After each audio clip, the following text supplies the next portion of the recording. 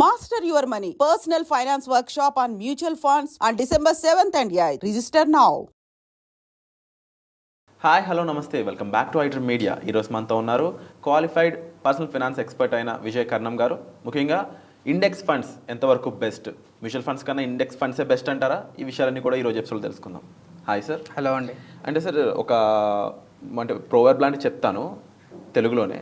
రాజుగారి మొదటి పిల్లం మంచిదైతే రెండో పిల్లం ఎందుకు వచ్చింది అనే ఒక సామెత ఉంటుంది అన్నమాట. అవునండి. మ్యూచువల్ ఫండ్స్ మన స్టాక్ మార్కెట్లోకి వచ్చిన తర్వాత ఇండెక్స్ ఫండ్స్ అనేవి రావడం జరిగింది. అవునండి. మ్యూచువల్ ఫండ్స్ అనేవి వర్త్ అయితే ఇండెక్స్ ఫండ్స్ ఎందుకు వచ్చి ఉంటాయి అనేది నాకు క్వశ్చన్. ఇండెక్స్ ఫండ్స్ లోనే మంచి రిటర్న్స్ వస్తాయంటారా? డెఫినెట్గా అండి. దీన్ని మనం ఒక 2-3 పర్స్పెక్టివ్స్లో మనం ఆలోచన చేయాలండి.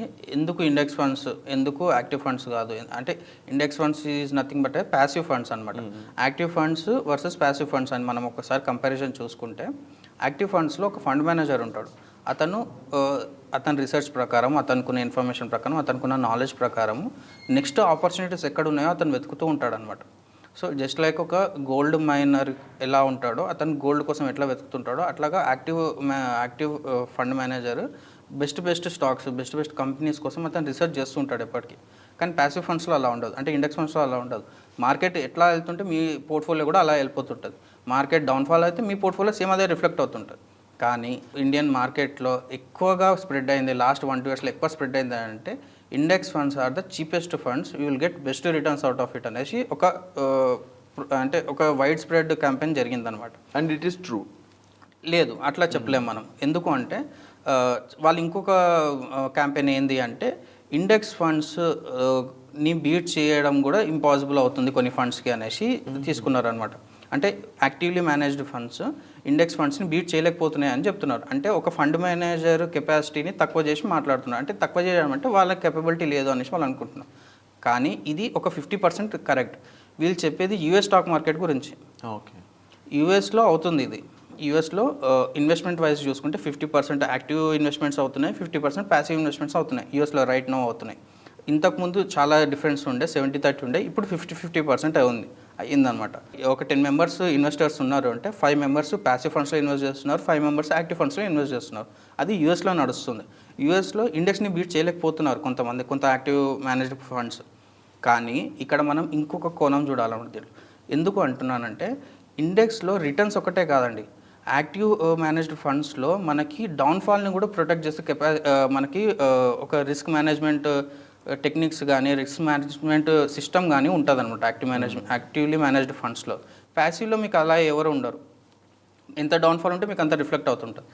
సో ఇండెక్స్ ఫండ్స్ అనేది ఒక కన్జర్వేటివ్ అప్రోచ్, ఒప్పుకుంటాను. అంటే తక్కువ ప్రైస్కి రిటర్న్స్ వస్తున్నాయని. అది ఎప్పటి వరకు వర్క్ అవుతుంది అంటే ఓన్లీ బుల్ రన్ మార్కెట్స్లో మాత్రమే వర్క్ అవుతుంది. ఎప్పుడైతే కరెక్షన్ స్టార్ట్ అయ్యాయో active funds will be the stable, అంటే కొంచెం బెటర్గా స్టేబుల్గా పర్ఫామ్ అవుతాయి. మీకు ఎగ్జాంపుల్ చూడాలి అంటే, మనకి November 14th ఉన్న రిపోర్ట్ ఇది నేను స్లైడ్లో చూపిస్తున్నాను. November 14th చూసుకుంటే నిఫ్టీ 50 10% కరెక్షన్ వచ్చింది, 10.3% కరెక్షన్ వచ్చింది. అండ్ నిఫ్టీ నెక్స్ట్ 50 13.8% కరెక్షన్ వచ్చింది. అండ్ నిఫ్టీ 100 మాత్రం మనకి 10.93% కరెక్షన్ వచ్చింది. ఇట్లాగా మనకి స్మాల్ క్యాప్ చూసుకుంటే, నిఫ్టీ స్మాల్ క్యాప్ చూసుకుంటే 10% కరెక్షన్ వచ్చింది. నిఫ్టీ స్మాల్ క్యాప్ 250 చూసుకుంటే 10.8% కరెక్షన్ వచ్చింది. మైక్రో క్యాప్ కూడా 10.2% వచ్చింది. అండ్ హైయెస్ట్ చూసుకుంటే నిఫ్టీ మీడియాలో 24% కరెక్షన్ వచ్చింది. అండ్ నిఫ్టీ రియాలిటీ 19% కరెక్షన్ వచ్చింది. అండ్ నిఫ్టీ ఐటీ కూడా మనకి నిఫ్టీ ఐటీ తక్కువ కరెక్షన్ వచ్చింది అన్నమాట, 2% కరెక్షన్ వచ్చింది. అండ్ వచ్చేసి ఇక్కడ నిఫ్టీ అండ్ చాలామంది మూమెంటమ్ స్టాక్స్ అనేసి ఎక్కువ కొంటుంటారంట. ఎక్కువ మూమెంటం ఉన్నది బాగుంటుంది, ఎక్కువ మూమెంటమ్ స్టాక్స్లో మనం ఇన్వెస్ట్ చేయాలి అనేసి కొంటుంటారు. ఇప్పుడు అక్కడ మనం చూసుకుంటే నిఫ్టీ 200 మూమెంటమ్ 30 ఇండెక్స్ ఫండ్లో 13% కరెక్షన్ వచ్చిందండి. అంటే ఒక పర్సన్ ఒక 10 లక్షలు ఇన్వెస్ట్ చేస్తే 1,30,000 కరెక్షన్ వచ్చింది అతనికి. ఇంకొక ఎగ్జాంపుల్ చెప్పాలి అంటే, ఒక ఇన్వెస్ట్మెంట్ ఎప్పుడైనా మీరు ఇన్వెస్ట్ చేస్తున్నారు అంటే కరెక్షన్ వచ్చినప్పుడు అది బౌన్స్ బ్యాక్ కావాలి, ఎంత పర్సెంటేజ్ రిటర్న్స్ రావాలనేది కూడా క్యాలిక్యులేట్ చేసుకోవాలి. అండ్ ఇంకా ఇక్కడ మూమెంటమ్ స్టాక్స్లో నిఫ్టీ 200 మూమెంటమ్ 30 దాంట్లో 13% వచ్చిందని చెప్పాను కదా. అట్లాగా ఇంత కరెక్షన్స్ వచ్చినప్పుడు యాక్టివ్లీ మేనేజ్ ఫండ్స్ ఎంత కరెక్షన్ వచ్చాయో మనం చూడాలి కదా. యాక్టివ్లీ మేనేజ్ ఫండ్స్ మ్యాక్సిమం 5% మాత్రమే కరెక్షన్ వచ్చాయి. కంపారబుల్లీ మీరు మంచి మంచి ఫండ్స్ తీసుకున్నా, కొంచెం మీడియంగా పర్ఫామ్ చేసిన ఫండ్ తీసుకున్నా కూడా జస్ట్ 5% కరెక్షన్ వచ్చాయి. అంటే ఇన్వెస్టర్ లాభపడ్డట్టే కదా. అంటే మీకు ఎక్స్పెన్స్ రేషియోలో 2% 5% చూస్తున్నారు, కానీ ఇక్కడ కరెక్షన్లో 3% కరెక్షన్ మీరు సేవ్ చేసుకోగలిగారు కదా. సో ఇదే అండి, అంటే యాక్టివ్లీ మేనేజ్డ్ ఫండ్స్కి నిఫ్టీకి మనకి ప్యాసివ్లీ మేనేజ్డ్ ఫండ్స్కి ఇది డిఫరెన్స్, మేజర్ డిఫరెన్స్ అనమాట. ఇక్కడ ఒక స్మాల్ డౌట్ వచ్చింది సార్ నాకు. ఏంటి అంటే చాలామంది డెఫినెట్లీ ఇన్వెస్ట్ చేసే వాళ్ళందరూ కూడా రిటర్న్స్ మీద పెట్టిన ఫోకస్ ఇన్ కేస్ కరెక్షన్ టైంలో ఏం చేయాలనేది పెట్టరు. అండ్ డెఫినెట్లీ కరెక్షన్ టైంలో కూడా సేఫ్గా ఉండే ఫండ్స్ సజెస్ట్ చేస్తానని మీరు చెప్తున్నారు. అవునండి. బట్ ఇలా సజెస్ట్ చేయడానికి అంటూ ఒక platform, because we can't do it in publishing videos కాబట్టి ఎలాంటి ప్లాన్స్ అనేవి మీరు మన ఆడియన్స్ కోసం ప్లాన్ చేస్తున్నారు? డెఫినెట్గా అండి, మన చేతిలో లేనిది రిటర్న్స్ అండి. ఇన్వెస్ట్మెంట్స్లో, మ్యూచువల్ ఫండ్స్లో మన చేతిలో లేనిది రిటర్న్స్. అందరు రిటర్న్స్ కోసం చూస్తారు కానీ మన చేతిలో లేనిది రిటర్న్స్. మన చేతిలో ఉన్నది రిస్క్ మేనేజ్మెంట్. అవును, ఇది ఎవరు అబ్జర్వ్ చేయరు. మనం ఎంత రిస్క్ని కంట్రోల్ చేస్తే మనకు మిగిలింది రిటర్న్సే. ఇప్పుడు సపోజ్ అట్లానే రిస్క్ని కంప్లీట్గా మేనేజ్మెంట్ చేసి ఓన్లీ డెట్ ఫండ్లో పెడితే మనకు రిటర్న్స్ వస్తాయా? అట్లా కాదు. సో రిస్క్ని ఎంతవరకు చేయాలి అంటే ఎక్కువ డౌన్ఫాల్ కాకుండా మనకి ఉన్న ఆప్షన్స్లో ది బెస్ట్ ఇస్తున్న రిటర్న్స్ ఏవి, మంచి ఆల్ఫా క్రియేట్ చేస్తున్న ఫండ్స్ ఏవి, లాంగ్ రన్లో కన్సిస్టెంట్గా మంచి పర్ఫామ్ అవుతున్న ఫండ్స్ ఏవి, ఈ ఫండ్స్ అనేవి మనం డీటెయిల్గా మనం వెబినార్లో మాట్లాడుకోవచ్చు. అండ్ మీకు ఇంకొక కంపారిజన్ కూడా చెప్తానండి. మనకి రీసెంట్గా డౌన్ఫాల్ అయినప్పుడు నిఫ్టీ 500 10% రిటర్న్స్ మాత్రమే ఇచ్చింది, కానీ యాక్టివ్ మేనేజ్డ్ ఫండ్స్ దీనికంటే చాలా ఎక్కువ ఇచ్చాయి. మొత్తం active managed flexi cap funds 39 funds ఉంటే ఓన్లీ 3 మాత్రమే అండర్ పర్ఫామ్ అయ్యాయి. అంటే అందరూ బయట క్యాంపెయిన్ ఉంది కదండి, actively manage funds out perform చేయట్లేదని. 39 ఫండ్స్ అవుట్ పర్ఫామ్ చేశాయి, ఓన్లీ 3 మాత్రమే అండర్ పర్ఫామ్ అయ్యాయి. అండ్ నెక్స్ట్ లార్జ్ క్యాప్లో చూసుకుంటే నిఫ్టీ 100 లార్జ్ క్యాప్ చూసుకుంటే 10% రిటర్న్స్ ఇచ్చాయి, ఓన్లీ 2 ఫండ్స్ మాత్రం అండర్ పర్ఫామ్ అయ్యాయి. అండ్ అట్లాగే మనము మిడ్ క్యాప్ చూసుకుంటే నిఫ్టీ 150 మిడ్ క్యాప్ వచ్చేసి 11% రిటర్న్స్ ఇచ్చింది. అండ్ మిడ్ క్యాప్ 100 ఏమో 11.6% ఇచ్చింది. అండ్ మిడ్ క్యాప్ 50 ఏమో 12.3% రిటర్న్స్ ఇచ్చింది. మొత్తం 29 మిడ్ క్యాప్ ఫండ్స్ ఉంటే 4 మాత్రమే అండర్ పర్ఫార్మెన్స్ ఉన్నాయి. అండ్ 4 కాకుండా మిగతా 25 ఫండ్స్ ఏవైతున్నాయి అన్నీ ఓవర్ పర్ఫార్మ్ అనమాట ఇండెక్స్ కంటే.